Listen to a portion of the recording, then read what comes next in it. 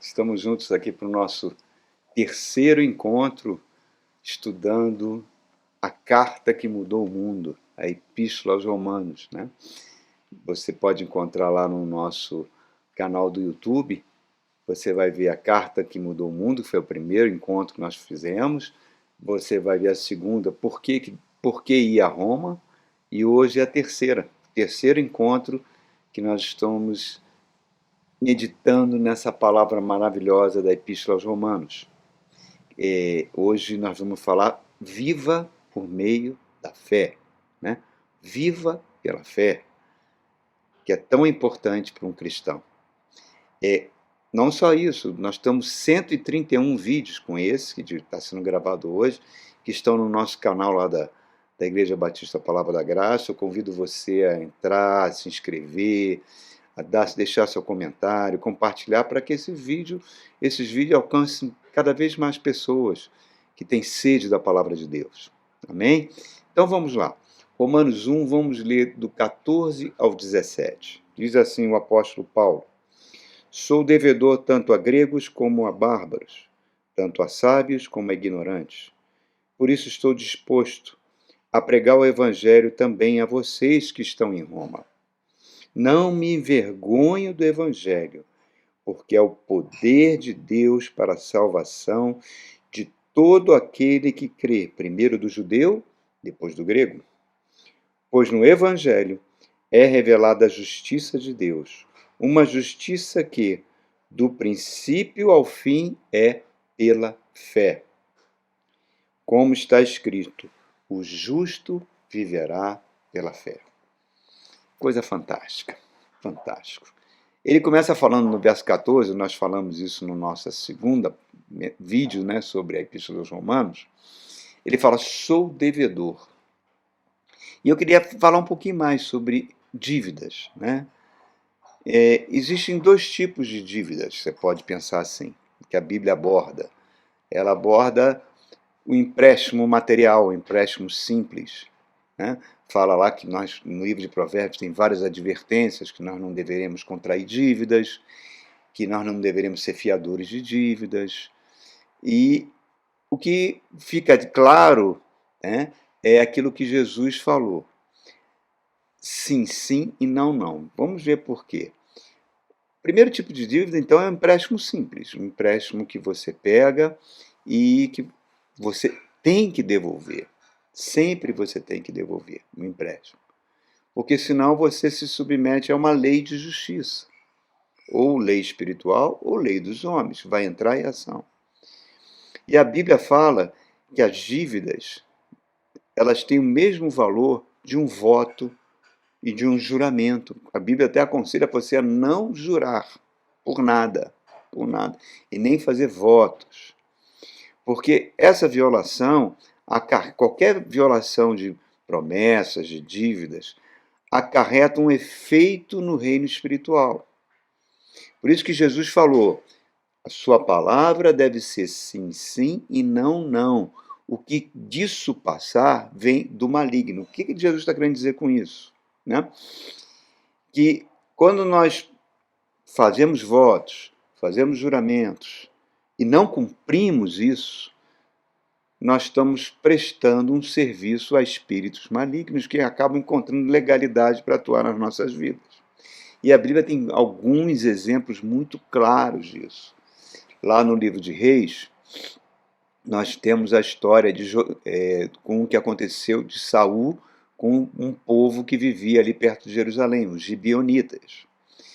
Voltando 500 anos antes, Deus chega para Josué, fala para Josué tomar posse de toda aquela região e não fazer aliança com nenhum daqueles povos que viviam ali. E os gibeonitas preparam um ardil, enganam Josué. Josué, por seu turno, não consulta a Deus e faz uma aliança com esse povo. E depois ele vê que foi enganado, quer exterminar esse povo e Deus não permite. Né? Séculos se passam, olha só, séculos se passam. Olha como uma aliança, um voto tem muita importância no reino do Espírito. Saul, primeiro rei de Israel, A Bíblia diz que ele desobedeceu a Deus e o Espírito do Senhor saiu dele e o espírito maligno veio ocupar a mente e o coração de Saul. E ele nem percebeu. Ele começa a fazer várias barbaridades, uma atrás da outra. E ele acaba, então, para agradar a Deus, lembrando aquilo que Josué fez há 500 anos antes, que os gibeonitas usaram de um ardil para enganar Josué, ele resolve, então, fazer uma guerra e exterminar quase todo o povo dos gibeonitas. Saul morre logo em seguida, numa guerra. Davi assume como segundo rei de Israel e, de repente, o reino é abatido por uma fome devastadora que dura 3 anos. Está lá no segundo livro de Samuel. Davi consulta o Senhor e Deus fala: o país está pagando por causa que Saul fez com os gibeonitas. Porque Josué tinha feito uma aliança e Saul descumpriu essa aliança. Quer dizer, Deus já tinha dado uma ordem para Josué não fazer aliança, certo? Mas, a partir do momento que Josué fez a aliança, enganado ou não, Deus respeita. Deus respeita. E Saul, então, querendo agradar a Deus de uma forma errada, mata muito dos gibeonitas. Deus envia uma fome como instrumento de justiça sobre toda a nação. E Davi, então, busca os sobreviventes dos gibeonitas e pede para ele, né? E fala com eles o que eles gostariam para que aquela maldição cessasse. E os gibeonitas, então, matam alguns dos descendentes de Saul. E a fome cessa. Olha como essas coisas são muito sérias, irmãos. Deus honra a nossa palavra, mesmo que vá contra a sua vontade. Então, Paulo está dizendo, eu sou devedor. Eu tenho uma dívida. Eu tenho uma dívida com Roma, com os romanos. Não é uma dívida financeira, não é uma dívida material, mas é uma dívida a partir do momento que Cristo confiou ao apóstolo Paulo o Evangelho, para que o Evangelho fosse pregado aos gentios, quer dizer, aos não-judeus. Paulo se sentia devedor, por isso que ele fala, sou devedor a sábios, sou devedor a gregos, a bárbaros, a ignorantes, enfim, a todo ser humano. E a dívida que Paulo tinha como cristão em relação ao Evangelho é a nossa dívida. Nós também somos devedores do Evangelho. Nós não temos o direito de guardar o Evangelho para nós mesmos. A boa nova tem que ser repartida. Tem que ser repartida. Depende de nós levar a boa nova para toda pessoa que a gente conhecer. Olha só, continuando, olha o verso 15. Paulo então conclui isso que ele está falando. Ele fala, olha, por isso, quer dizer, por essa coisa, sou devedor, estou disposto a pregar o Evangelho também a vocês que estão em Roma. Ele já falou que em Roma já haviam, o próprio apóstolo Pedro já estaria antes dele, né? Ele mesmo diz que não está ali para construir sobre fundamento a lei, mas ele fala, ó, se tiver algumas pessoas aí que ainda não ouviram falar do Evangelho, é minha dívida pregar o Evangelho. Repare o estado de prontidão que ele se coloca, que é um estado que todos nós, que nos dizemos crentes no Senhor Jesus, devemos ter. Todos nós precisamos pregar o Evangelho. Cada um tem o seu púlpito. Não precisa ser um púlpito de igreja. E qual é a melhor forma de você pregar o Evangelho? A melhor forma de você pregar o Evangelho é pelo seu testemunho, pelo seu modo de viver, para que as pessoas enxerguem Jesus Cristo habitando em você. Não é? Agora vamos avançar e vamos entrar numa das declarações mais fantásticas de todas as Escrituras Sagradas. Olha o verso 16, que ele fala assim, não me envergonho do Evangelho, porque é o poder de Deus para a salvação de todo aquele que crê. Primeiro do judeu, sim. Né? O Antigo Testamento é o povo escolhido de Deus. Depois, quando Jesus vem, ele rompe essa parede de separação que separava os judeus dos gentios, de nós. Na cruz do Calvário, essa parede é rompida. E por isso que ele chama de grego. Grego eram todos aqueles gentios que habitavam na Palestina, né? Que falavam o idioma grego. Hoje a epístola foi escrita no idioma grego. Enfim, todo mundo, judeus e não judeus, todos, ele fala, eu estou pronto para pregar, porque eu não me envergonho do evangelho. Olha que declaração fantástica. Por que, Paulo, você não se vergonha? Porque é o poder de Deus para todo aquele que crê. Essa é uma das declarações mais estupendas da Bíblia Sagrada, mais fantásticas. Jesus fez uma advertência aos seus discípulos e falou, olha, aquele que se envergonhar de mim perante os homens, eu me envergonharei dele perante os anjos do meu Pai. Né? Então, o cristão tem que ser uma pessoa declaradamente, ele não pode ser um agente secreto de Jesus, né? Ele tem que declarar que é um cristão, que Jesus Cristo é o Senhor e Salvador, não pode ter dúvida disso, não pode sentir vergonha disso. Por quê, querido? Porque o Evangelho trouxe a vida de Deus. O Evangelho trouxe a imortalidade para nós. O Evangelho é o dínamo de Deus, que traz cura, que traz libertação. O Evangelho é novidade de vida. O Evangelho nos conecta ao Espírito Santo de Deus, por meio da fé. Olha que coisa fantástica, pela fé. Ao ouvirmos a palavra da verdade, a Bíblia fala lá em Efésios capítulo 1 que nós recebemos o selo do Espírito Santo em nós. O selo do Espírito da promessa, a fim de que nós passamos a ser o penhor da herança dele, para o dia que seremos resgatados. O que é uma casa de penhores? Né? Hoje a gente quase não vê, mas no passado era muito comum ter casa de penhores nas grandes capitais do Brasil. Você tinha uma determinada joia, ou algo muito valioso, você precisava de um dinheiro rápido, você ia numa casa de penhor, o dono daquela casa avaliava o seu objeto e lhe dava uma quantia em dinheiro. E você tinha aí um prazo para resgatar esse penhor. Se você não viesse, ele venderia aquela joia o preço que ele achasse correto. Então, a Bíblia nos fala que nós somos o penhor de Deus, né? Para sermos resgatados. Nós fomos comprados pelo sangue de Jesus Cristo e seremos resgatados no dia da volta de Cristo. Tá? Então, o apóstolo Paulo, sabia que a mensagem do Evangelho provocaria sempre loucuras na cabeça das pessoas. Ele fala lá em Coríntios, porque o Evangelho é a loucura da cruz, para os sábios, para os ignorantes, mas para aqueles que creem é poder de Deus. Por quê? Por que é loucura? Como um Deus que se fez fraco, um Deus que morreu como um criminoso numa cruz, mesmo sendo inocente, isso é uma coisa que crucifica o nosso ego, irmãos.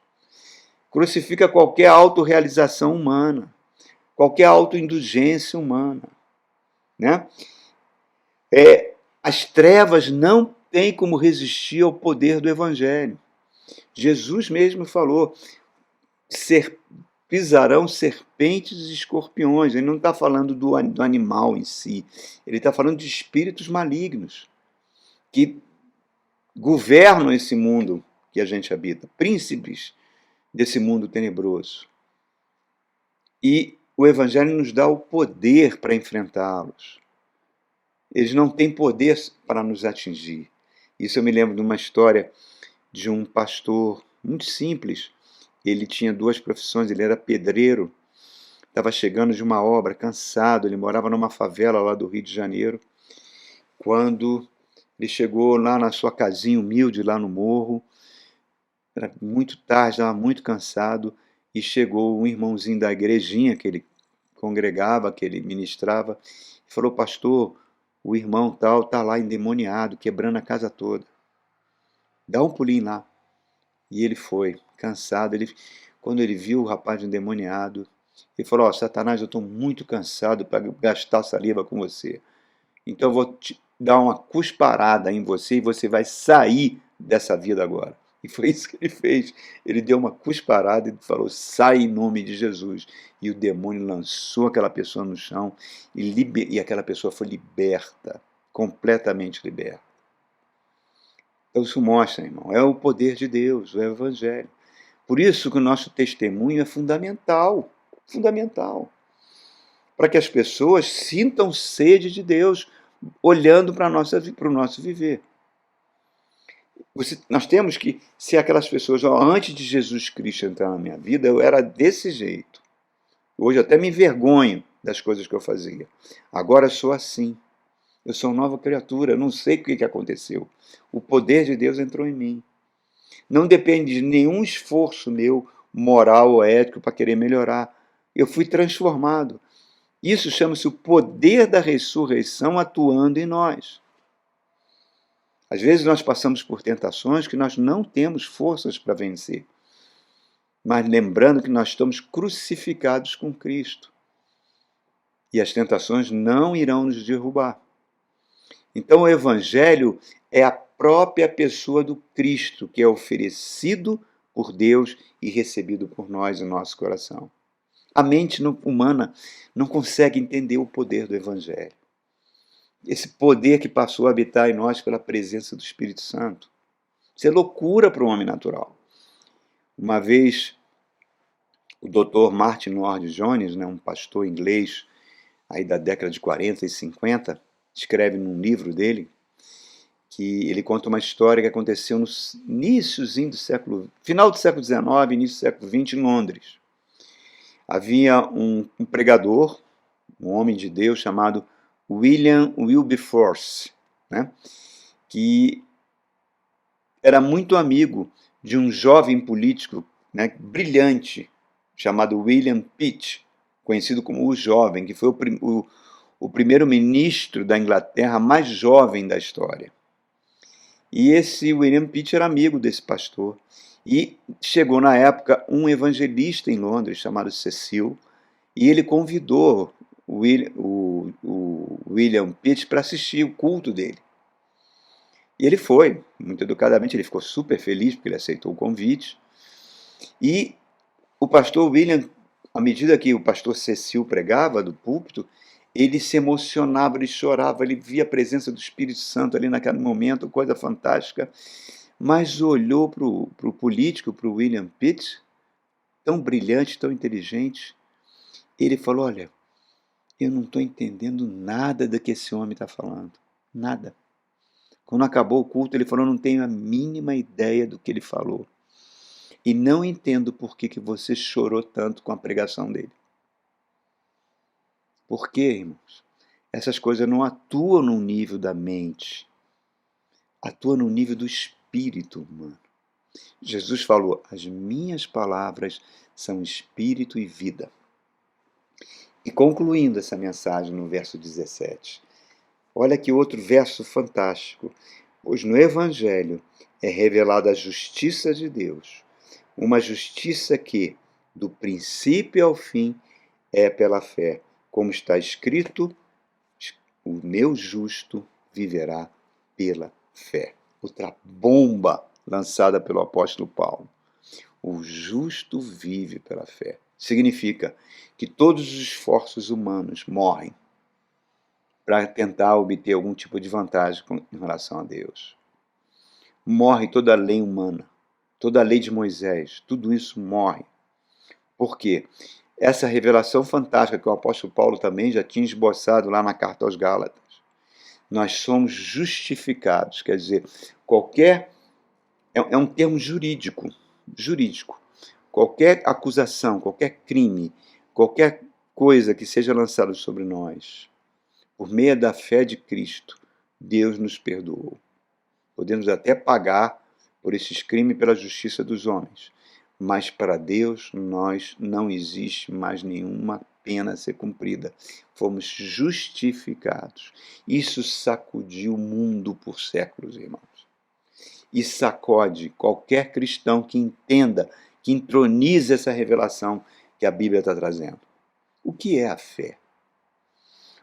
O livro de Hebreus é um livro fantástico sobre a fé. Lá em Hebreus 11:1, diz que é certeza de fatos que não se veem e a convicção de coisas que ainda vão existir. Olha só, os anjos não precisam de fé. Eles já são seres espirituais, já estão vendo o que vai acontecer, mas nós não. Toda a nossa informação, ela vem pelos sentidos humanos, sentido da visão, né? Tato. Toda a realidade para nós desse mundo vem pelos 5 sentidos. Nosso cérebro processa essas informações. Mas a fé não depende dos sentidos humanos, porque ela vem pelo espírito humano. Ela gera convicção, uma convicção que para os olhos humanos muitas vezes é loucura. É loucura. A Bíblia chega ao ponto de afirmar de uma maneira muito incisiva que aquilo que a gente está vendo não é real. E aquilo que nós não vemos é que é real. Isso dá um nó na mente natural. Né? Quem já viu Jesus? Acho que não sei, pouquíssimas pessoas. Talvez hoje tenham visto, nem sei. Então, como é que nós sabemos que ele foi crucificado e que ele ressuscitou? Tomé andou 3 anos com ele. Ele, quando ressuscitou, Tomé não acreditou. Mas Jesus falou: bem-aventurado aquele que não viu, mas creu, que é o meu caso e o seu caso. A fé traz essa convicção que Cristo existiu, que morreu naquela cruz e ressuscitou, que ele é o Filho de Deus. A fé traz aquilo que é do mundo espiritual para o nosso mundo físico. É como se fosse um anzol, pequeno anzol que fisga um grande peixe. E qual é a chave para que esse poder se manifeste em nossas vidas? Né? Não falou que é o poder de Deus para a salvação de todo aquele que crê?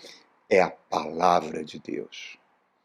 A palavra que nós agora que temos o selo do Espírito Santo devemos ter muito cuidado com as palavras que proferimos. Porque a palavra tem poder. Eu tenho que confessar a palavra, eu tenho que declarar a palavra. Jesus, lá no capítulo 11 de Marcos, ele amaldiçoou uma figueira, a figueira seca. Os discípulos ficam espantados com aquilo. E Jesus dá uma lição. Fala, se vocês tiverem fé em Deus, vocês podem até mandar um monte mudar de lugar. E tudo aquilo que você pedir em oração será concedido. Olha só, pedir, tudo passa pelo falar. Vai agir conforme se diz. É impressionante, tudo passa pela nossa palavra, por isso que temos que ter muito cuidado. A palavra materializa o poder. E a palavra de Deus materializa o poder do Cristo em nós. Cristo falou, vento cessa, mar acalma. O poder da palavra. Por isso que se a gente confessar por mau hábito, por queixas, murmurações, fracasso, derrota, nós vamos fracassar. Se nós confessarmos vitória, nós vamos colher vitória. Eu me lembro de um fato que aconteceu na vida de um homem santo de Deus inglês chamado George Miller, que habitou no século XIX em Londres, ele cuidava de muitos orfanatos. George Miller, ele foi convidado a dar uma conferência nos Estados Unidos e ele pegou um navio, naquela época não tinha avião. E o navio chegou nas costas da cidade que ele ia pregar a palavra, acho que era Nova York, mas o navio não pôde atracar, porque havia um denso nevoeiro, naquela época não existia radar. E era impossível o navio sair daquele lugar, enquanto o nevoeiro não cessasse. E não havia a menor previsão, porque os nevoeiros, naquela época do ano, duravam às vezes 1 semana, 10 dias para serem dissipados. E o comandante chegou para o George Miller e falou, pastor Jorge, o senhor infelizmente vai ter que postergar, adiar essa sua pregação, essa conferência que o senhor vai fazer. Diz que George Miller vira para o comandante do navio e fala assim, eu posso me ajoelhar aqui nesse tapete da sua sala? Pô, perfeitamente. Ele ficou de joelhos e fez uma oração em voz alta. Senhor, foi o Senhor que me trouxe para pregar o evangelho aqui nessa cidade. Esse nevoeiro está impedindo o navio de atracar. Então, por favor, Senhor, amanhã é o dia que eu tenho que pregar. Que esse nevoeiro cesse e o navio possa atracar na cidade. O comandante ficou olhando assim meio para ele se levanta da oração e fala para o comandante: comandante, pode preparar o navio para atracar amanhã na cidade, viu? Pode. E foi dormir. E foi exatamente isso que aconteceu. O nevoeiro se dissipou. É o poder da palavra, irmão. A mulher com fluxo de sangue, né, considerada, que a Bíblia relata, considerada impura, gastou todos anos sofrendo daquele mal, gastou grande parte do seu dinheiro com os médicos, não ficava curada. Ela começou a fazer uma declaração de fé: se eu tocar nas vestes de Jesus, serei curada. E vem Jesus, uma multidão agarrando, apertando ele, ela se mete no meio daquela multidão e toca no manto de Cristo. E quando toca, Jesus para, olha para um lado, olha para o outro, fala: alguém me tocou. O apóstolo Pedro: mas todo mundo está tocando o Senhor, apertando o Senhor aqui, a multidão. Não, alguém me tocou, porque de mim saiu poder. E a mulher se apresenta diante de Jesus, tremendo, conta o que aconteceu, e Jesus fala o quê? Ô filha, recebe a sua cura por meio da sua fé. Olha que coisa fantástica, irmãos. Coisa fantástica, fantástica, fantástica. O poder da fé daquela mulher puxou o poder que estava no Cristo. Saiu o poder de mim, Jesus falou. Por isso que Paulo está falando a justificação pela fé, conforme está escrito. Escrito aonde? Está lá em Abacuque, capítulo 2, verso 4. O meu justo viverá pela fé. A fé é o poder que materializa aquilo que está no mundo espiritual nas nossas vidas. Gestos de fé. Nós temos no Antigo Testamento o exemplo do rei Jeoás. Chama o profeta Ezequiel e Ezequiel manda ele lançar flechas na terra. Ele lança 4 flechas. E depois Ezequiel dá uma bronca nele e fala: não, você tinha que ter lançado as 7. Porque 7 vezes você ia derrotar o exército dos sírios e nunca mais eles iam atacar Israel. Mas como você teve pouca fé, só lançou 4 vezes e ficou dizendo palavra do Senhor, você só vai derrotar 4 vezes. Olha só, irmãos. Romanos 14, 23 diz para nós: tudo que é feito sem a fé é pecado. Por quê? Porque é feito pela nossa capacidade, pela nossa natureza carnal, pela nossa mente, pela nossa habilidade humana, por nossos méritos. E Deus não pode agir enquanto tiver méritos humanos. Deus não pode fazer nada se agirmos dessa forma, porque sem fé é impossível agradar a Deus. Porque é necessário que aquele que se aproxima de Deus creia que Ele existe. E é galardoador, presenteador daqueles que o buscam. É entender que Deus não é uma energia mental, e sim uma pessoa, é um espírito. Então, meu espírito se relaciona com o seu espírito. A carne, a nossa natureza humana, não entende isso, por isso que ela milita contra o Espírito Santo.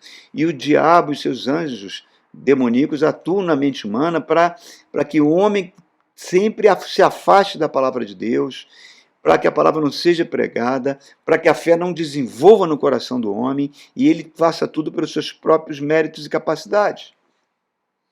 Ele odeia a pregação da palavra, isso que nós estamos fazendo aqui. Por quê? Porque a fé vem pela palavra de Deus, Romanos 10, 17. A fé é algo que é desenvolvido em nós à medida que a gente ouve a palavra.